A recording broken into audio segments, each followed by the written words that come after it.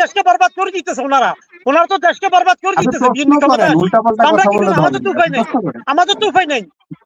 ওনারা তো জঙ্গি একত্র এগুলো বলি বলতো দেশটা বরবাদ করে দিতেছে। ওনারা তো জুলাই আন্দোলনের সাথে বেইমানি করতেছে। বেয়াদব সালাউদ্দিনকে কিভাবে স্বরাষ্ট্রমন্ত্রী হয়?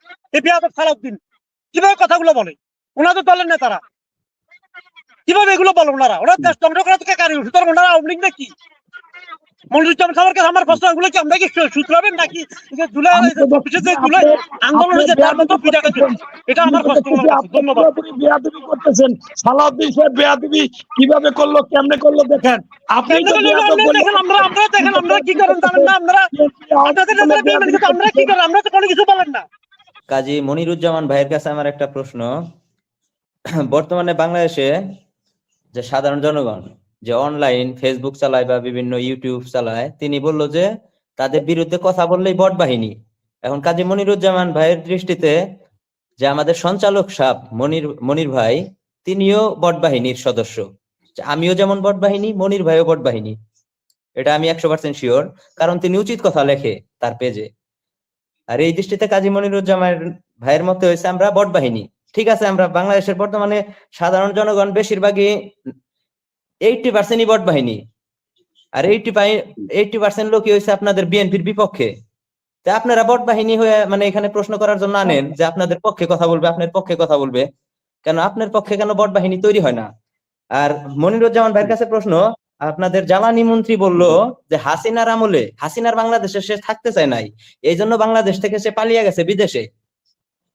আর এখন আবার বাংলাদেশের যখন সুবিধাজনক পর্যায়ে আইছে, বিদেশ থেকে আবার তিনি আইসাই মন্ত্রী হয়ে গেল। মানে বাংলাদেশের অসুবিধার সময় তিনি বাংলাদেশে থাকবে না, তখন মানে হাসিনার বাংলাদেশ। আর এখন হচ্ছে তার বাংলাদেশ। আইসা নিয়ে মনে করেন যে খাওয়া খাই যা করা যায়। আর কাজী মনিরুজ্জামান ভাইয়ের কাছে আর একটা প্রশ্ন, যে আমাদের যে পররাষ্ট্রমন্ত্রী, যে বিএনপি এত বড় একটা দল, যে ওই দলে পররাষ্ট্রমন্ত্রী দেওয়ার মতো কোনো লোক পাইলো না, যে ওই ভাড়া করে আইনা পররাষ্ট্রমন্ত্রী দিছে। আর এই দেশ মনিরুজ্জামান ভাইয়ের লাস্ট প্রশ্ন, যে এখন মানে জ্বালানি মন্ত্রী যে হাসিনার বাংলাদেশে থাকবে না, এখন এই সিস্টেম করলে কেমন হয় যে এমপিদের যে রেড পাসপোর্ট, এটা বাতিল করা যায় কিনা? যে তারা মন চাইলেই, যে বাংলাদেশ যখন দুর্যোগের মধ্যে পড়বে, মন চাইলে রেড পাসপোর্ট দিয়ে মানে যে কোনো দেশে চলে যাবে। অর্থাৎ যে কোনো দেশে চলে যাওয়ার আগে অবশ্যই সংবাদ সম্মেলনে জানিয়ে দিতে হবে যে আমি বাংলাদেশ থেকে যাইতেছি এই কারণে। মানে হুট করে নিজের ইচ্ছা মতো যেন চলে যাইতে না পারে, এই জন্য তাদের রেড পাসপোর্টটা কি না দিলে কোনো ধরনের সমস্যা আছে, যে আমাদের দেশের কোনো ক্ষতি হবে? আশা করি এই বিষয়গুলো একটু আলোচনা করবেন।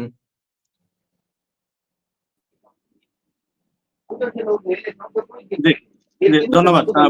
মনির বলেন। জি, ধন্যবাদ এনাম ভাই এবং সম্মানিত আলোচক বৃন্দ, আসসালামু আলাইকুম।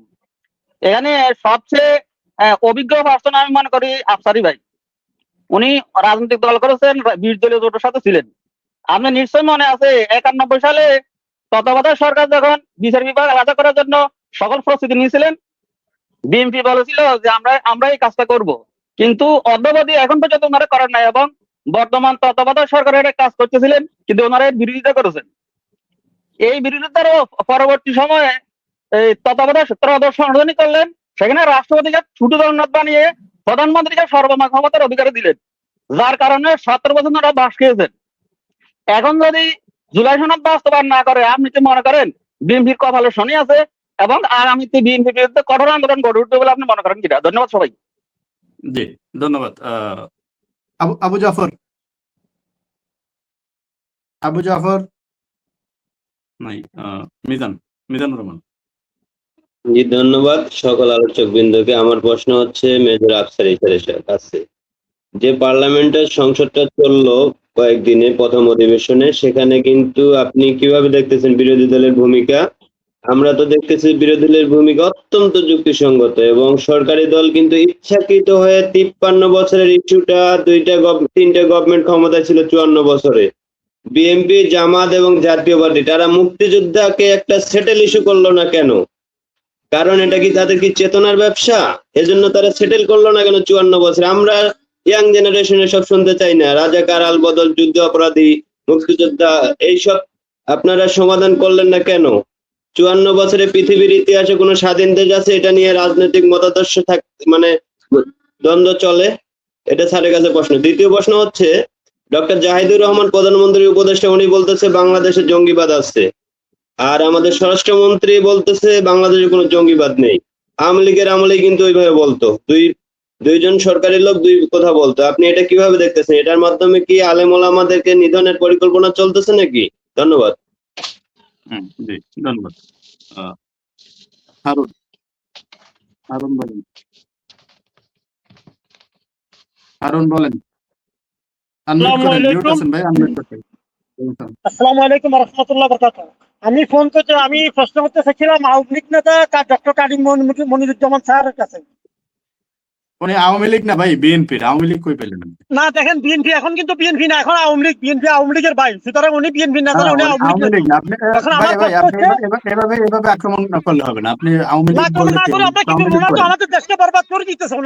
ওনারা তো দেশকে বরবাদ করে আপনি দিতেছে। প্রশ্ন বিএনপি করেন, ক্ষমতায় উল্টাপাল্টা আমরা কথা কি বললে করবো? তো আমাদের হবে তো না। উপায় নেই, প্রশ্ন করেন। আমাদের তো উপায় নেই। ওনারা তো জঙ্গি একত্র এগুলো বলি বলতো দেশটা বরবাদ করে দিতেছে। ওনারা তো বলেন। জুলাই আন্দোলনের সাথে বেইমানি করতেছে। এই বেয়াদব সালাউদ্দিনকে কিভাবে স্বরাষ্ট্রমন্ত্রী হয়? এই বেয়াদব সালাউদ্দিন কিভাবে কথাগুলো বলে? ওনারা তো দলের নেতারা, কিভাবে এগুলো বলে? ওরা দেশ ধ্বংস করা থেকে কারি, সুতরাং ওনারা আওয়ামী লীগ নাকি?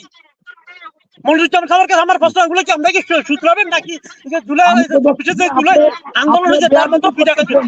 এটা আমি আমার তো প্রশ্ন। দেখতেছি ওনার কাছে আপনি ধন্যবাদ। পুরোপুরি বেয়াদবি করতেছেন। সালাউদ্দিন সাহেব বেয়াদবি কিভাবে করলো, কেমনে করলো দেখেন। আপনি তো বেয়াদব বলে দেখেন আমরা কি করেন জানেন না? আপনাদের নেতারা বেইমানি করতে আমরা কি করেন? আমরা তো কোনো কিছু বলেন না। দেশ বরবাদ করতেছেন কেন? এই যে দেশের মানুষ কষ্ট করতেছে, আপনাদের কি গায়ে লাগে? আপনাদের কি গায়ে লাগে? কষ্ট করে খাবেন কে? সাধারণ মানুষ।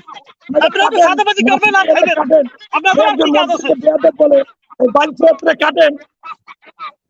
আপনাদের কি সাদাবাজি ছাড়া কি? আপনাদের এক মন্ত্রী বলে সাদাবাজি, এটা সমাগতর মধ্যে সাদাবাজি না।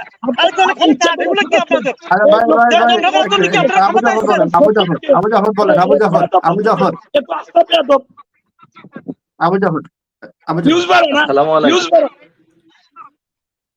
আসসালামু আলাইকুম মনির ভাই, শোনা যাচ্ছে আমাকে? শুনতে পাচ্ছি, বল। ধন্যবাদ মনির ভাইকে এবং অতিথি যারা আছে সবাইকে শুভেচ্ছা। আসলে এই যে বিএনপি যা করছে, এরা মনে করে এখনো 90 দশক 80 দশকে আছে মানুষ কিছু বোঝে না। মানুষ যে এখন বোঝে সবকিছু। এই যে তেলের দাম নিয়ে যা হলো, সারা বিশ্বে দাম বাড়লো, আমাদের দেশে দাম বাড়ালো না। মানুষকে এই যে মানে ধোঁকাবাজি করা, মানুষকে বোকা ভাবা যে মানুষ বোঝে না। এই তেলের দাম বাড়ানো হইলো না শুধু তাদের কিছু নেতাদের মানে একটা ফয়দা লোটার জন্য, যে কিছু মজুত করা হয়ে গেল, ঠিক দাম বেড়ে গেল। এইগুলো যে মানুষের সাথে ধোঁকাবাজি, মানুষ এগুলো সেই 90 দশক নাই এখন। এইটা ভাবতে হবে। মানুষ এখন, সাধারণ মানুষ তাদের কমন সেন্স অ্যাপ্লাই করতে শিখেছে, এইটুকুন ভাবতে হবে। আর বিএনপির কিছু নেতা আছে যাদের কথাবার্তা শুনলি মানে নিজের দলের নেত্রীর নিজের দলের নেত্রীর নামটা শুদ্ধভাবে উচ্চারণ করতে পারে না। এই সব নেতাদের আল্লাহ ভালো জানে এদের কি অবস্থা। হ্যাঁ, আমার প্রশ্ন হচ্ছে বিএনপি যা করছে, যে সংসদে আপনি সালাউদ্দিনের বডি ল্যাঙ্গুয়েজটা দেখেন, তার হাসিটা পানে তাকালেই বোঝা যায় সে কোথার থেকে। তারপরে হিন্দি বলা হ্যাঁ, মানে ট্রেনিং নিয়ে এসে এখন বাংলাদেশে সেগুলো অ্যাপ্লাই করছে। এগুলো মানুষ বোঝে। হ্যাঁ, আর একটা জিনিস, আমার প্রশ্ন মনির ভাই 10 সেকেন্ড। একটা জিনিস আমি একজনকে খারাপ বলবো, সাধারণ মানুষ এটা বোঝে না। যে ছেলেটা বিড়ি খায় না, মদ খায় না, গেঁজা খায় না, 5 ওয়াক্ত নামাজ পড়ে, মানুষের উপকার করে, মানুষের হাসপাতালে নিয়ে যায়, মানুষের একটা রোড ভেঙে গেলে সেটা ঠিক করে, ওই মানুষটাকে তারা এমন ভাবে মানে করার চেষ্টা করছে। কিন্তু মানুষ তো এখন তাদের কমন সেন্স দিয়ে বোঝে যে ছেলেটা মদ খায়, মানে প্রকাশ্য ধর্ষণ করে সেঞ্চুরি, যেমন আওয়ামী লীগের আমলে সেঞ্চুরি পালন করছে জাহাঙ্গীরনগর বিশ্ববিদ্যালয়, এইগুলো মানুষ কম্পেয়ার করে না। আর ওনার ধন্যবাদ আপনাকে ভাই। প্রশ্ন না থাকলে একটু সংক্ষিপ্ত করতে। মিজানুর রহমান।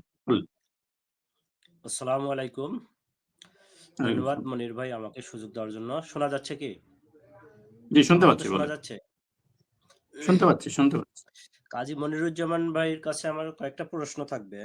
প্রশ্নটা হচ্ছে উনি বেশ কিছুদিন বলল যে ভারতে মির্জাফরের বংশধরদেরকে নাগরিকত্ব বাতিল করতেছে। আমি যতটুকু জানি বাংলাদেশী মনে করে নাগরিকত্ব বাতিল করতেছে। কিন্তু উনি কোথায় পেলে এই তথ্যটা যে মির্জাফরের বংশধরদের নাগরিকত্ব বাতিল করতেছে? এই তথ্যটা উনি জাতির সামনে সত্য প্রকাশ করবেন। মিথ্যা গুজব এটা সঠিক, এটা সঠিক, এটা সঠিক। দ্বিতীয়ত হলো ভারতে বাতিল করতে, মুসলিম মুসলিম করতেছে নাগরিক মির্জাফরের, বাংলাদেশি নাগরিক হিসেবে তাদের বংশধরের নাগরিকত্ব ভোটার বাতিল করতেছে। বাতিল করতেছে। যা হিসেবে করুক, সেটা হলো কিন্তু তাদের বাতিল করতেছে, এটা বাংলাদেশি সঠিক। নাগরিক হিসেবে করতেছে সেটা। আর একটা প্রশ্ন হলো জামাত, উনি তো নিজে বলছিল আওয়ামী লীগের আমলে যে সাথে থাকলে সঙ্গী, সাথে না থাকলে জঙ্গি। আবার ওনারা এখন এসে বলতেছে দীর্ঘদিন মানে বিধবা দল তো, দুইটাই হলো বিধবা দল ছিল, একটা হলো আওয়ামী লীগ, একটা হলো বিএনপি। এখন বিধবা দল স্বামীহারা ছিল। এখন তখন গোলাম আজমকে ভালো লাগছে রাজাকার হিসাবে, আর এখন গোলাম আজম হলো রাজাকার, আলবদর, মানে জামাত হলো স্বাধীনতা বিরোধী শক্তি। ওনার কাছে কোনো এভিডেন্স নাই, তো সেই সময় 1971 সালে ওনাদের বিরুদ্ধে মামলা হলো না কেন? এই যে দেশদ্রোহিতার নামে। জিয়াউর রহমান তো মুক্তিযোদ্ধা ছিলেন, রণাঙ্গনের বীর মুক্তিযোদ্ধা, উনি কেন করলেন না? এখন আসে ওই আলাপ, সেই 54 বছরের অতীত, এখন আসে কেন ওগুলো আবার তুলতেছে? এনারা ওই যে ভারতের যে কথা মতো আওয়ামী লীগের নেত্রীদেরকে মন্ত্রিত্ব বানাইতেছে, এনারাই গুপ্ত থাকতেছে। অন্তর্বর্তীকালীন সরকারের সময় এনারাই গুপ্ত ছিল। ডক্টর খলিল তো গুপ্ত ছিল, বিএনপি তো গুপ্ত একটা দল। ধন্যবাদ ভাই, সালাউদ্দিন কোনো প্রশ্ন না থাকলে একটু শেষ করতে হবে। এনামুল বলেন। হ্যালো, আসসালামু আলাইকুম। ওয়ালাইকুম সালাম। আমার কথা বোঝা যায়? জি, শুনতে পাচ্ছি, বলেন। আমি মনির ভাইয়ের কাছে প্রশ্ন, মনির ভাই কি বুঝতে পারে যে আমরা আওয়ামী লীগের থেকে এই 2 মাসের মধ্যে সবচেয়ে নিম্ন জায়গায় নেমে গেছি? দর্শকদের চাহিদা, কথাবার্তা, তারা কি বুঝতে পারে? এটুকু বুঝতে পারলেই যথেষ্ট।